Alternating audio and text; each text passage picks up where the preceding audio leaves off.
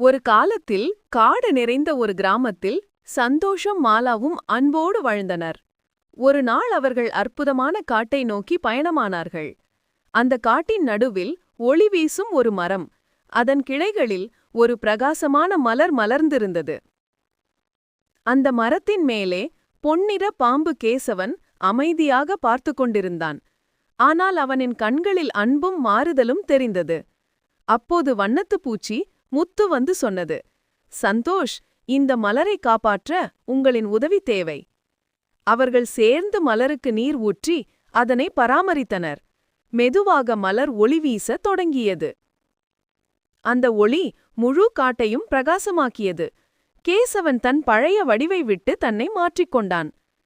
அவன் சொன்னான், இனிமேல் நான் எந்த உயிருக்கும் தீங்கு செய்ய மாட்டேன், இயற்கையுடன் வாழ்வேன்.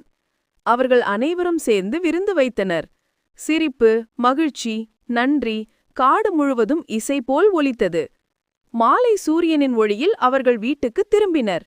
அன்பும் இயற்கையும் ஒருங்கிணைந்த அந்த நாள் அவர்கள் வாழ்வை மாற்றியது.